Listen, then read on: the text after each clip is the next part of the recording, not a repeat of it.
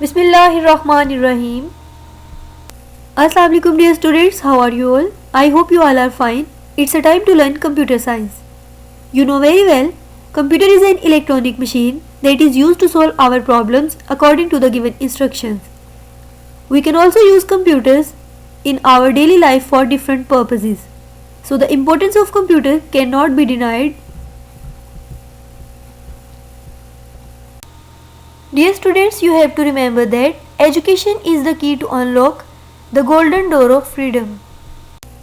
We are going to start chapter number 6, which is named as Table and Query, where table is a collection of related data organized in rows and columns, and query is a statement that extracts specific information from database. Query also allows you to view and analyze data in many different ways. We can also say that query is a stored question, or it may be in the form of a request. Today our topic is starting Microsoft Access. Here we learn how to start Microsoft Access. Microsoft Access को start करने के लिए हम different methods use कर सकते हैं. First one is double click on the Microsoft Access icon on the desktop if it's icon in the desktop.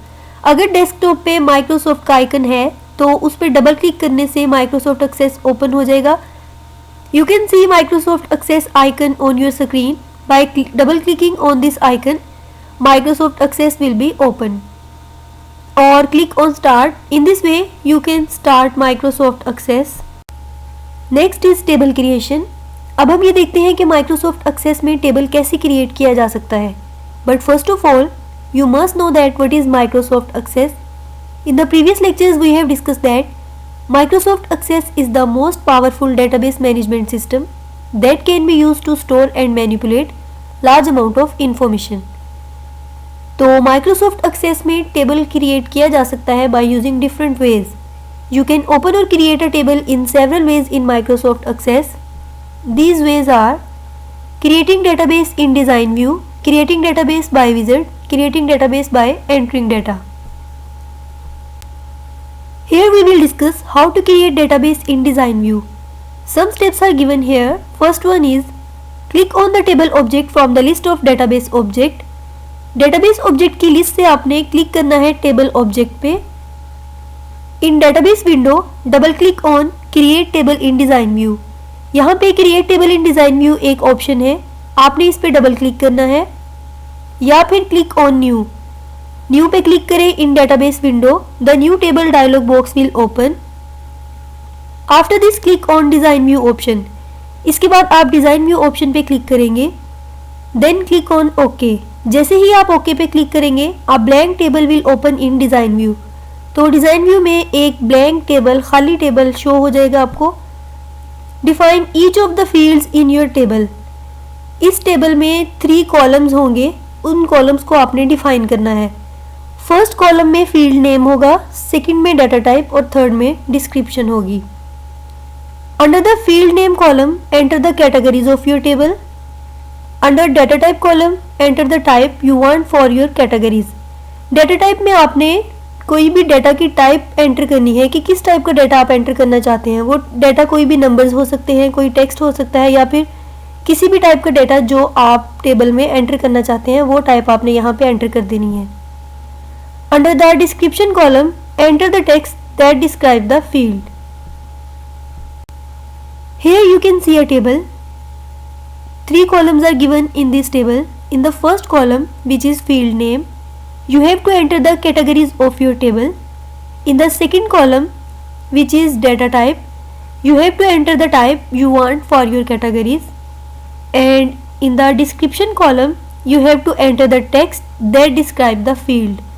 आपने इसकी फील्ड की एक्सप्लेनेशन डिस्क्रिप्शन कॉलम में राइट करनी है. In this way you can create a table in Microsoft Access. Next is defining field properties in design view. The properties of each field can be set in design view. हर field की properties को हम design view में set कर सकते हैं. The window is divided into 2 parts. आपको जो विंडो स्क्रीन पे नज़र आएगी जब आप टेबल क्रिएट करेंगे तो उसको 2 पार्ट्स में डिवाइड किया जाता है. First one is top pane and second is bottom pane. Top pane को यूज़ किया जाता है फील्ड नेम, डाटा टाइप और डिस्क्रिप्शन एंटर करने के लिए, और बॉटम पेन को यूज़ किया जाता है फील्ड की प्रॉपर्टीज़ को स्पेसिफाई करने के लिए।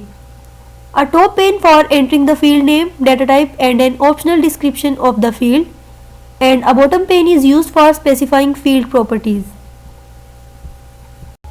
Now I will describe all three columns. First one is field name. This is the name of the field and should represent the content of the field such as name, address, final grade, etc. All these attributes can be considered as field name. Field name में हम 64 characters से ज़्यादा characters enter नहीं कर सकते. Next is data type. It is the type of data that you want to enter in the table. It may be a text, memo, number, date or time, currency, auto number, yes, no, OLE object and hyperlink.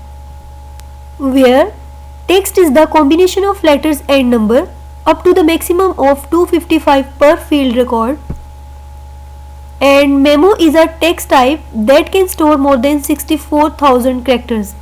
अगर text बहुत detail में हो तो इसके लिए हम memo data type use करेंगे। Next is number, use to store numbers that are used in mathematical calculations. अगर हम नंबर्स एंटर करना चाहते हैं तो इसके लिए हम नंबर डाटा टाइप यूज़ करेंगे। डेट और टाइम, अ डेट, टाइम और combination of both these can be specified in this field. हम इस फील्ड में डेट को भी एंटर कर सकते हैं, टाइम को भी, या फिर इन दोनों को कंबाइनली भी एंटर कर सकते हैं। Next is currency, monetary values that can be set up to automatically include a dollar sign and correct decimal point and comma positions. अगर हम कोई करेंसी एंटर कर रहे हैं तो उसमें एग्जैक्ट डेसिमल पॉइंट और कोमा की पोजीशन ऑटोमेटिकली सेट हो जाएगी by using this data type. Next is auto number data type. जब भी हम माइक्रोसॉफ्ट एक्सेस में कोई न्यू रिकॉर्ड क्रिएट करते हैं या फिर ऐड करते हैं तो माइक्रोसॉफ्ट एक्सेस ऑटोमेटिकली उस रिकॉर्ड को कोई भी एक इंटीजर या कोई भी नंबर असाइन कर देता है। For this purpose we can use auto number data type. When a new record is created, Access will automatically assign a unique integer to the record in this field. If we talk about yes no data type, we can say this is used for true or false, yes or no, and on or off options. We can also use this data type for other values that must be only one of two. Next is OLE object. Here OLE stands for object linking and embedding. अगर हम कोई से दो databases को आपस में embed combine करना चाहते हैं तो उसके लिए भी हम OLE ऑब्जेक्ट यूज़ कर सकते हैं, या फिर अगर हम डेटाबेस को लिंक करवाना चाहते हैं किसी और डेटाबेस के साथ तो फिर भी हम यही डाटा टाइप यूज़ कर सकते हैं. Use this data type to embed an OLE object और link to the object in the database. Next is hyperlink. This is a data type that will link to a website. And the name of third column is description. It describes the contents of the field. Enter the brief description of what the contents of the field are. Now you have to remember how to start Microsoft Access. और आपने ये भी याद रखना है कि Microsoft Access में table कैसे क्रिएट किया जा सकता है by using a design view. By learning all these steps, you can easily create a table. अगर आप ये सारे स्टेप्स को याद कर लें तो आप माइक्रोसॉफ्ट एक्सेस में इजीली कोई भी टेबल को क्रिएट कर सकते हैं और उसमें different field name, data type और डिस्क्रिप्शन राइट करके आप अपना डाटा सेव कर सकते हैं. You have to learn all these points and you have to give your best. Thanks to all of you for sharing your precious time. अल्लाह हाफिज़.